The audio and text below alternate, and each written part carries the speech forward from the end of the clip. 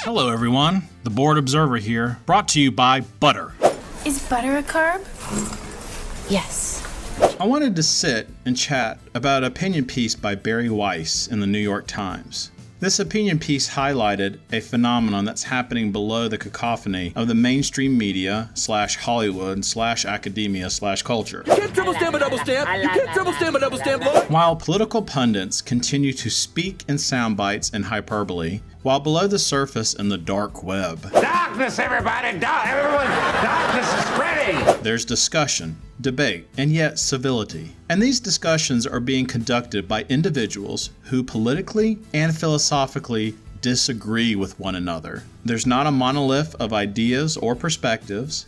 In these areas of the dark web, ideas are scrutinized and debated regardless of race, ethnicity, sexual orientation, class, or sometimes even gender. This is a community that percolates between the toxic war zone of academia, entertainment, and the mainstream media. This community is what is known as the intellectual dark web. Bret Weinstein describes the underpinning philosophy of the members of the intellectual dark web. There are fundamental biological differences between men and women. Free speech is under siege. Identity politics is a toxic ideology that is tearing American society apart. And we're in a dangerous place if these ideas are considered dark. Now, 20 years ago, this would be a gathering of the obvious club.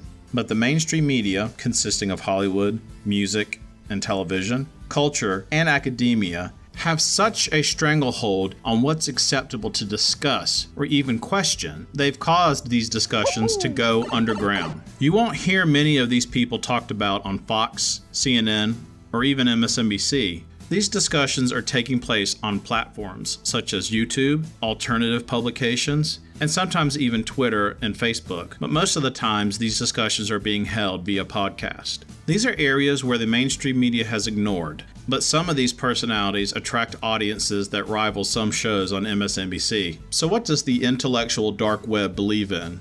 In the piece by Bret Weinstein, she writes, they all share three distinct qualities. First, they are willing to disagree ferociously, but talk civilly about every meaningful subject: religion, abortion, immigration, the nature of consciousness. Second, in an age which popular feelings about the way things ought to be often override facts about the way things actually are, each is determined to resist parroting what's politically convenient.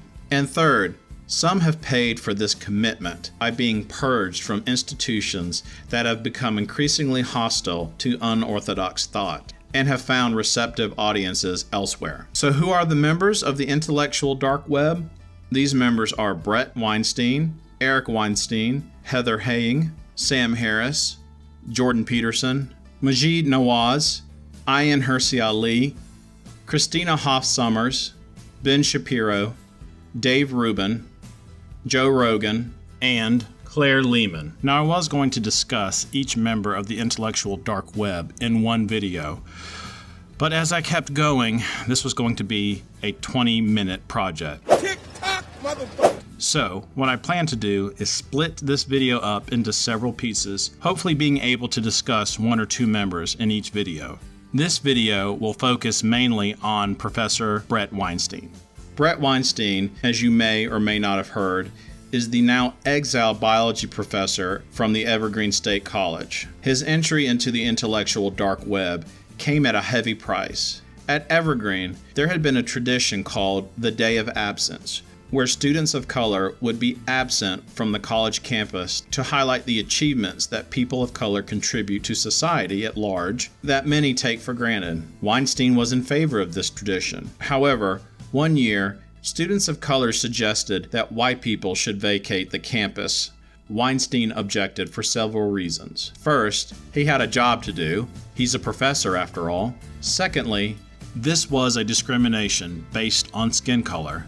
His protest against the Day of Absence was not well received. This was enough for students to verbally attack and harass Weinstein and hold the school literally hostage because the students perceived that the university was built on a system of racism and oppression. Evergreen and most institutions are built on a racist model, and Evergreen claims to not be part of that process and has done very damaging things to its students of color, particularly its black students. Forced to conclude that you must not fully understand what has happened, because if you did fully understand what has happened, you would be forced to act in the interest of Evergreen. You might be saying, of course, some right-wing or alt-right professor was sticking up for his white race. What's the big deal? Well, Weinstein is Jewish, and he also voted for Bernie Sanders. He also protested with the Occupy movement, i.e., he leans socialist. But his skin pigmentation outweighed the content of his character and the legitimacy of his ideas. Because of his minor objection to an event at Evergreen State College, Weinstein was branded a racist and forced to leave his position. You're fired. This is what brought him to the intellectual dark web. This is what shifted his political thinking. He's still a lefty liberal. He's still the same person. It's the cultural left that has abandoned him. As we continue to go through the membership of the intellectual dark web, you should notice a pattern emerging from each of their experiences. You will see that the political spectrum has shifted, and alliances are being formed between individuals who had nothing to do with each other a couple of years back. These alliances have caused a fracture on the political landscape, and new ideologies are forming. The two distinct groups that have formed are cultural libertarians and cultural authoritarians. Cultural libertarians encompass conservatives, moderates, libertarians, liberals, and even some progressives. Their main distinction was stated earlier in the video: free expression, free inquiry, anti-collectivism, and civility. They don't want to language police either side. They think hate speech is also protected speech, regardless of its many permutations. If you have felt the space on the political left becoming more cramped, you aren't imagining things. And if you're still on the political left, but believe in free speech, free expression, robust debate without attributing motives to your opponent without cause, you too will be pushed out. The cultural authoritarians have created their own religion. Yeah, I like this idea that this is almost like a substitution for religion. And the purity tests are now being conducted. But they're all attempts to something like purity, which disturbs me. You will be found out, and you will be exiled. Next, we'll discuss Professor Heather Haying, Bret Weinstein's wife. She too is a former Evergreen State professor. Here's a sample of what to expect. I am the board observer with Political Storm, wishing you a good day. Even the women in there have been brainwashed. Should not listen to fascism. It should not be tolerated in civil society. Nazis are not welcome in civil society.